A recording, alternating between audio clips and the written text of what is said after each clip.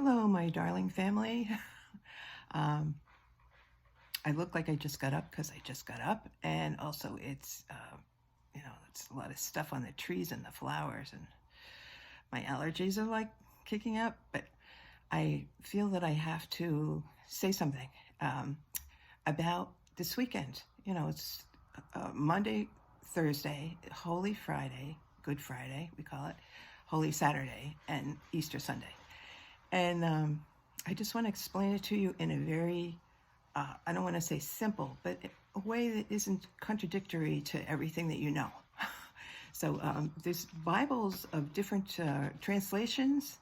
Some of them change the words dramatically, but they all basically say the same thing about Easter. Now, here's a Bible that I was given 70 years ago, almost, and by my church. It's kind of old, and there are evil people who will take your Bible and replace it with other things which happened to that Bible, and then they return my real Bible to me.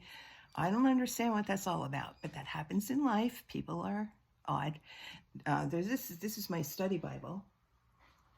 And, if you study the Bible, you find that one word is translated one way in one Bible, and the other way, that's got a completely different meaning.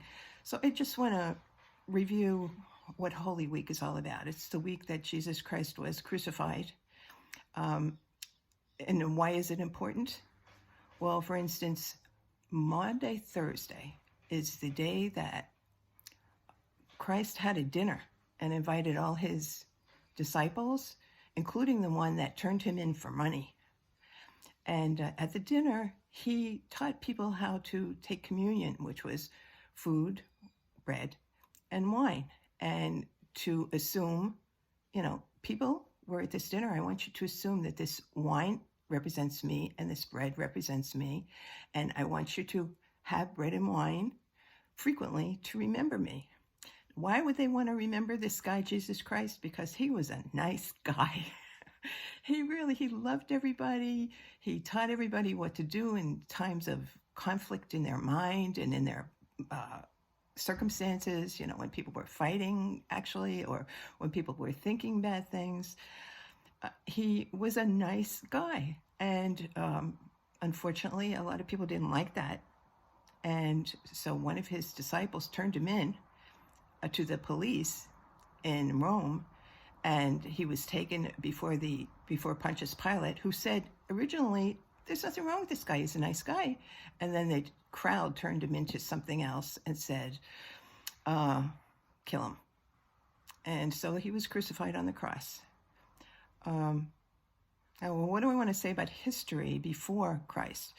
There were cavemen, and they were ridiculous. They lived in caves and they clubbed animals and ate them and things like that. And then we got a little more civilized, and there was Greek civilization. Well, first there was Egyptian civilization, and they worshipped, deities like the sun and the moon. And Greek civilization turned into Roman civilization, Latin, where they spoke Latin.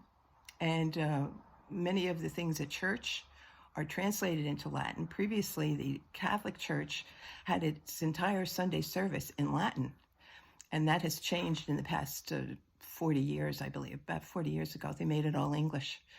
And then Jesus Christ came along and told all these people in Italy who were Jewish,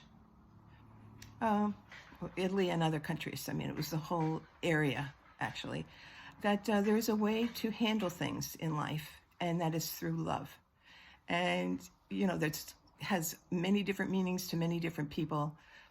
But there's the basic thing is love your neighbor as you would love yourself. So you'd never do anything wrong to your neighbor. So, he said very many things that were very helpful, and they gathered him up and put him on a cross and killed him because they were evil, mean people who would steal your Bible. For what reason, I don't know, but they killed him. And that was after the dinner on Thursday night, when he taught everybody how to pray and take communion. And so he was actually crucified on Good Friday, which is today. It's very depressing to me. I don't like this season before Easter. But for 3 days, he was not visible to anyone. But on the third day, he rose and became visible to man again. Now, you have to use your imagination why this guy was in a cave dead for 3 days, and then he rose and walked among the people and talked to them and all that kind of stuff. That's something you have to figure out for yourself if you ever decide to study religion. But we're thrilled that he rose from the dead, because all the things that he had to say help us. They help us every day. They help us live. They help us work.